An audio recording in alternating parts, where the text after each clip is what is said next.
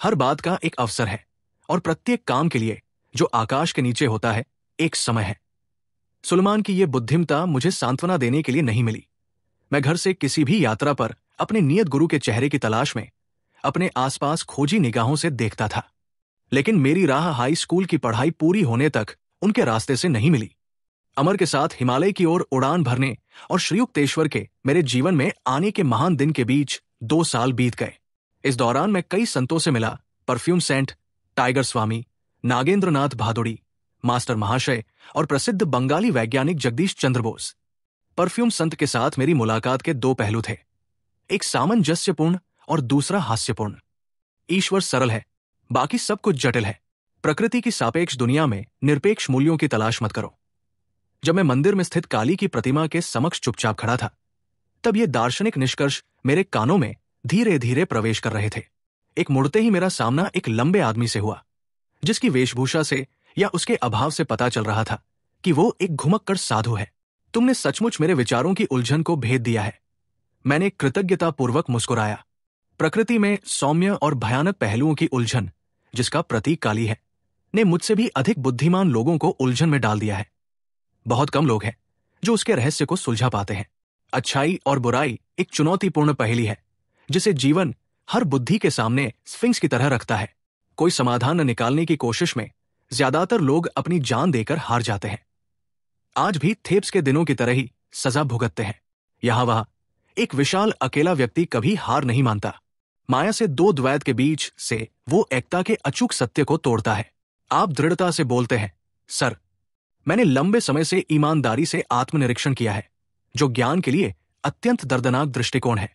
आत्मपरीक्षण, अपने विचारों का निरंतर अवलोकन, एक कठोर और चकनाचूर करने वाला अनुभव है। यह सबसे मजबूत अहंकार को चूर चूर कर देता है। लेकिन सच्चा आत्मविश्लेषण गणितीय रूप से दृष्टाओं को उत्पन्न करने के लिए काम करता है। आत्माभिव्यक्ति का तरीका व्यक्तिगत स्वीकारोक्ति अहंकारी लोगों को जन्म देती है, जो ईश्वर और ब्रह्मांड की अपनी निजी व्याख्याओं के अधिकार के बारे में सुनिश्चित होते हैं। इस तरह की अहंकारी मौलिकता के सामने निस्संदेह सत्य विनम्रता पूर्वक पीछे हट जाता है। मैं चर्चा का आनंद ले रहा था। मनुष्य जब तक अपने को दिखावों से मुक्त नहीं कर लेता, तब तक वो शाश्वत सत्य को नहीं समझ सकता। सैकड़ों वर्षों से खुले हुए मानव मन में असंख्य संसार भ्रमों का घृणित जीवन भरा पड़ा है। युद्ध के मैदानों के संघर्ष यहां महत्वहीन हो जाते हैं। जब मनुष्य पहले अपने भीतर के शत्रुओं से जूझता है, ये प्राणघातक शत्रु नहीं है जिन्हें पराक्रम की भयंकर सेना से पराजित किया जा सके। सर्वव्यापी, अशांत, सोते हुए भी मनुष्य का पीछा करते हुए सूक्ष्म रूप से एक भयावह हथियार से सुसज्जित ये अज्ञानी वासनाओं के सैनिक हम सभी को मार डालना चाहते हैं। वो मनुष्य विचारहीन है जो अपने आदर्शों को दफना देता है और सामान्य नियति के सामने आत्मसमर्पण कर देता है। क्या वो नपुंसक, लकड़ी जैसा अपमानजनक के अलावा कुछ और लग सकता है? आदरणीय महोदय, क्या आपको परेशान जनता के प्रति कोई सहानुभूति नहीं है? ऋषि एक क्षण के लिए चुप रहे, फिर टेढ़े स्वर में उत्तर दिया, सभी गुणों के भंडार, अदृश्य ईश्वर और प्रत्यक्ष मनुष्य जिसमें कोई गुण नहीं है, दोनों से प्रेम करना अक्सर उलझन भरा होता है, लेकिन सरलता भूल भुलैया के बराबर है। आंतरिक शोध जल्द ही सभी मानव मन में एकता को उजागर करता है। स्वार्थी मकसद की दृढ़ रिश्तेदारी, कम से कम एक अर्थ में मनुष्य का भाईचारा प्रकट होता है। इस समतल खोज के बाद एक हतप्रभ विनम्रता आती है। ये अपने साथियों के लिए करुणा में परिपक्व होती है। आत्मा की उपचार शक्तियों के प्रति अंधे होकर अन्वेषण की प्रतीक्षा करती है। हर युग के संतों ने दुनिया के दुखों के लिए आपकी ही तरह भावनाएं महसूस की है। केवल उथला आदमी ही दूसरों के जीवन के दुखों के प्रति संवेदनशीलता खो देता है, क्योंकि वो खुद के संकीर्ण दुखों में डूब जाता है। साधु का कठोर चेहरा स्पष्ट रूप से नरम हो गया था। जो व्यक्ति स्केलपेल से आत्मविच्छेदन का अभ्यास करता है, वो सार्वभौमिक दया के विस्तार को जानता है। उसे अपने अहंकार की बहरी मांगों से मुक्ति मिलती है। ईश्वर का प्रेम ऐसी ही धरती पर खिलता है। प्राणी अंततः अपने निर्माता की ओर मुड़ता है, अगर किसी और कारण से नहीं तो पीड़ा में पूछने के लिए, क्यों भगवान, क्यों? दर्द के नीच कोड़ों द्वारा मनुष्य अंततः अनंत उपस्थिति में चला जाता है, जिसकी सुंदरता ही उसे लुभाती है। मैं और ऋषि कलकत्ता के कालीघाट मंदिर में मौजूद थे, जहां मैं इसकी प्रसिद्ध भव्यता को देखने गया था। मेरे संयोगवश साथी ने एक व्यापक इशारे के साथ अलंकृत गरिमा को खारिज कर दिया। ईंटें और गारे हमें कोई श्रव्य धुन नहीं सुनाते। हृदय केवल मानवीय अस्तित्व के मंत्रोच्चार के लिए खुलता है। हम प्रवेश द्वार पर आकर्षक धूप की ओर चले गए, जहां भक्तों की भीड़ इधर उधर आ जा रही थी। तुम युवा हो, ऋषि ने विचारपूर्वक मेरी ओर देखा। भारत भी युवा है। प्राचीन ऋषि 3 ने आध्यात्मिक जीवन के अमिट प्रतिमान स्थापित किए। उनके पुराने कथन आज के समय और देश के लिए पर्याप्त है। भौतिकवाद के छलकपट के खिलाफ अप्रचलित नहीं। अनुशासनात्मक नियम आज भी भारत को आकार देते हैं, सहस्राब्दियों से शर्मिंदा विद्वानों की गणना से भी ज्यादा। संशयवादी समय ने वैदिक मूल्य को मान्य किया है, इसे अपनी विरासत मानिए। जब मैं उस वाक्पटु साधु को श्रद्धापूर्वक विदाई दे रहा था, तो उन्होंने एक दिव्य अनुभूति प्रकट की। आज यहां से जाने के बाद आपके सामने एक अनोखा अनुभव आएगा। मैं मंदिर परिसर से बाहर निकल गया और इधर उधर भटकता रहा। एक कोने में मुड़ते ही मेरी मुलाकात एक पुराने परिचित से हुई, उन लंबी चौड़ी बातों में से एक, जिसकी बातचीत की शक्ति समय को नजरअंदाज करके अनंत काल को गले लगा लेती है। मैं तुम्हें कुछ ही समय में जाने दूंगी, अगर तुम मुझे वो सब बता दो जो हमारे अलगाव के 6 वर्षों के दौरान हुआ था। क्या विरोधाभास है, अब मुझे तुम्हें छोड़कर जाना होगा। लेकिन उसने मेरा हाथ पकड़ लिया और मुझे जानकारी के छोटे छोटे टुकड़े उगलवाता रहा। वो एक भूखे भेड़िए की तरह था। मैंने मजे में सोचा, जितना ज्यादा मैं बोलती, वो उतनी ही भूख से खबरों को सूंघता। मन ही मन मैंने देवी काली से बचने का कोई सुंदर तरीका निकालने की प्रार्थना की। मेरा साथी अचानक मुझसे दूर चला गया। मैंने राहत की सांस ली और अपनी गति दोगुनी कर दी, इस डर से कि कहीं फिर से बातूनी बुखार ना आ जाए। पीछे से तेज कदमों की आहट सुनकर मैंने अपनी गति बढ़ा दी। मैं पीछे मुड़कर देखने की हिम्मत नहीं जुटा पाया, लेकिन एक छलांग के साथ वो युवक मेरे कंधे को पकड़कर फिर से मेरे पास आ गया। मैं आपको गंध बाबा, परफ्यूम संत के बारे में बताना भूल गया, जो उस घर की शोभा बढ़ा रहे हैं। उन्होंने कुछ गज की दूरी पर एक घर की ओर इशारा किया। उनसे मिलिए, वे दिलचस्प है। आपको कोई असामान्य अनुभव हो सकता है। अलविदा। और वे वास्तव में मुझसे दूर चले गए। कालीघाट मंदिर के साधु की इसी तरह की भविष्यवाणी मेरे दिमाग में कौंध गई। निश्चित रूप से उत्सुक होकर मैं घर में दाखिल हुआ और मुझे एक शानदार बैठक खाने में ले जाया गया। एक मोटी नारंगी रंग की कालीन पर इधर उधर ओरिएंट के हिसाब से लोगों की भीड़ बैठी हुई थी। एक विस्मयकारी फुसफुसाहट मेरे कान में पहुंची। तेंदुए की खाल पर गंध बाबा को देखिए। वे किसी भी फूल की प्राकृतिक खुशबू को किसी भी गंधहीन फूल में भर सकते हैं, या किसी मुरझाए हुए फूल को फिर से जीवित कर सकते हैं, या किसी व्यक्ति की त्वचा से मनमोहक खुशबू निकाल सकते हैं। मैंने सीधे संत की ओर देखा। उसकी त्वरित नजर मेरी ओर टिकी हुई थी। वो मोटा और दाढ़ी वाला था। उसकी त्वचा काली और बड़ी चमकती हुई आंखें थी। बेटा, तुम्हें देखकर मुझे खुशी हुई।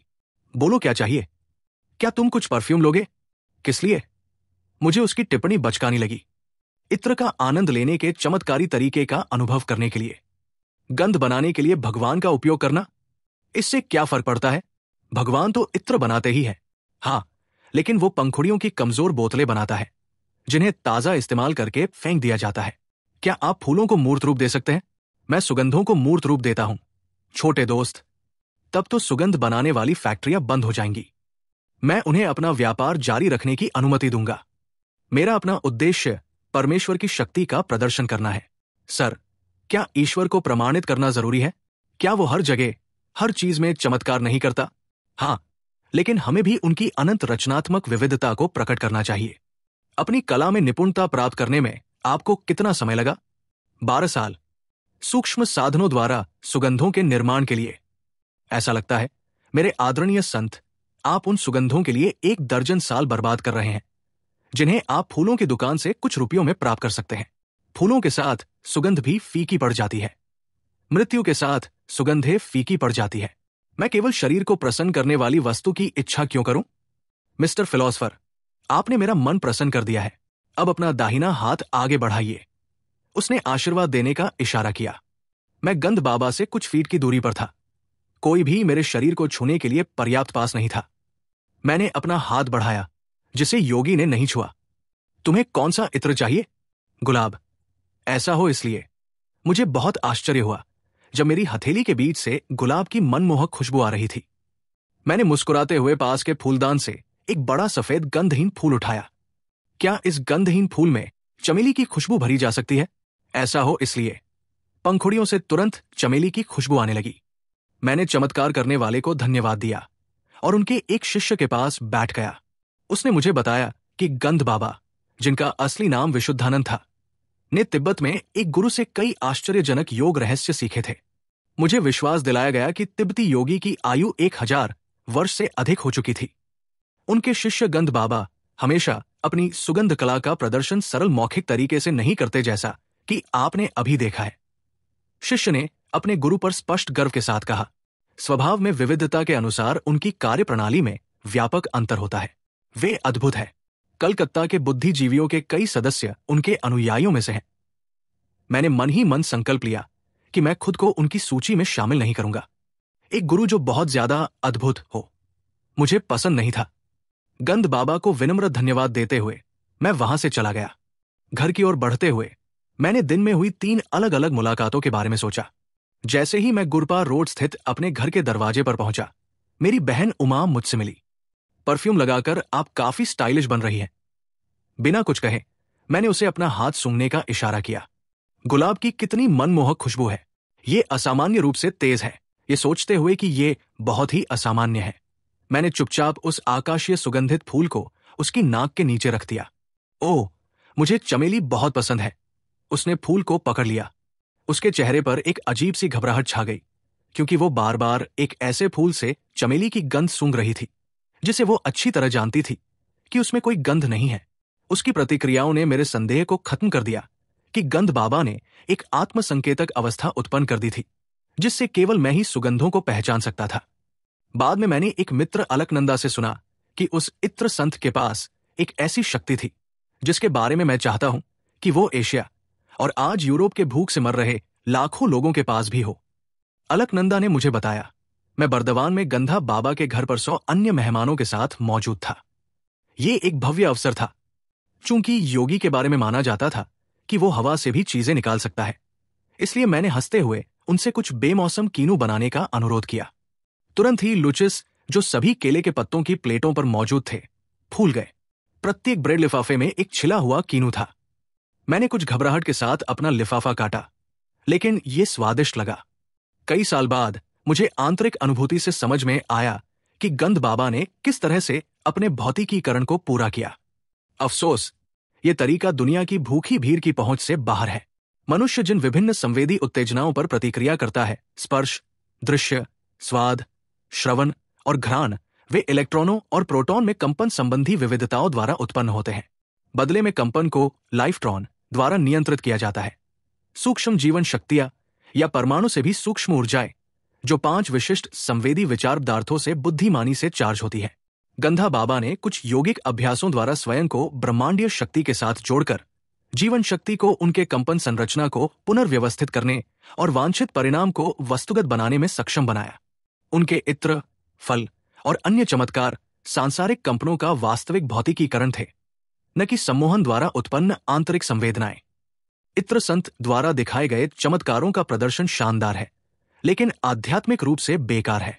मनोरंजन के अलावा इनका कोई उद्देश्य नहीं है। ये ईश्वर की गंभीर खोज से भटकाव है।